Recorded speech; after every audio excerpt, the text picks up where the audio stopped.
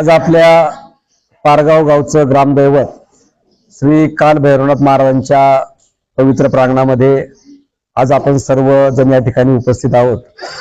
याचं प्रयोजन आहे पारगाव तर्फे आळे या ठिकाणावरून रेडा समाधीपर्यंत दिंडी सोहळा या ठिकाणी आपण घेऊन जाणार आहोत।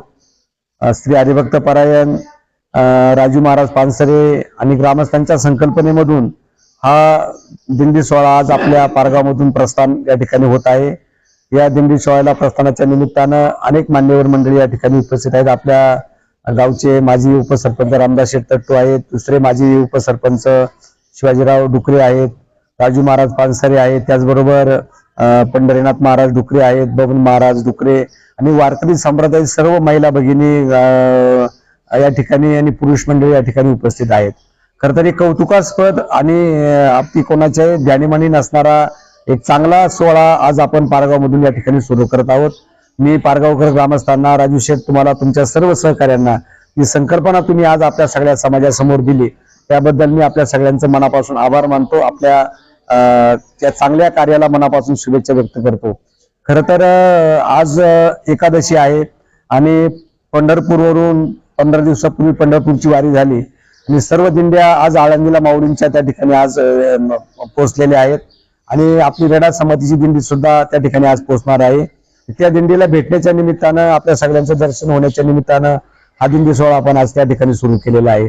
माझ्या मनामध्ये कदाचित मला हे आधी थोडं जास्त दिवस आधी कळालं असतं तर वेगळा पण प्लॅन या ठिकाणी आपण केला असता, पण पुढच्या वर्षापासून माझ्या म्हणजे आपल्या सगळ्यांची चर्चा करून एक प्लॅन आपण त्या ठिकाणी करूया की आपल्या परिसरामध्ये जी गाव आहेत त्याच्यामध्ये पिंपरी कावळ असेल, पारगाव असेल, मंगरुळ असेल, औरंगपूर असेल, निमगाव सावा असेल, शिरोळी तर्फे आळे असेल, सुलतानपूर असेल, बोरी खुर्द आणि बोरी बुद्रुक या सगळ्या गावांच्या मिळून एक मोठा सोहळा आपण त्या ठिकाणी आळ्याला घेऊन जाऊ।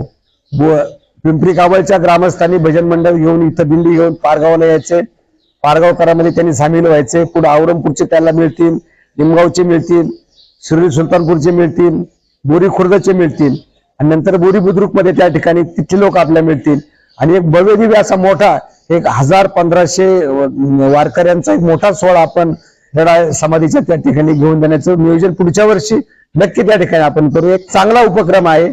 तर तसे पण आपण आळ्याला इथून आपली वारी जाते, आळंदीला जातो, आपण आण्याला देऊला जातो, पंढरपूरला जातो, पण रेडा समाधीची आपली कुणी वारी त्या ठिकाणी होत नाही पायी दिंडी सोहळ्याच्या निमित्तानं। म्हणून राजू महाराज चांगला उपक्रम तुम्ही सुरू केलाय। हा उपक्रम या सगळ्या 8-10 गावांना बरोबर घेऊन आणि मग बोरीपासून पुढे सगळा 1000-1500 वारकऱ्यांचा एक मोठा दिंडी सोहळा रेडा समाधीपर्यंत त्या ठिकाणी आपण घेऊन जाऊ असं नियोजन पुढल्या वर्षी आपण त्या ठिकाणी करू। पारगावकर सगळे ग्रामस्थ या संकल्पनेला निश्चितपणे साथ देतील, मदत करतील असा एक विश्वास या निमित्ताने व्यक्त करतो।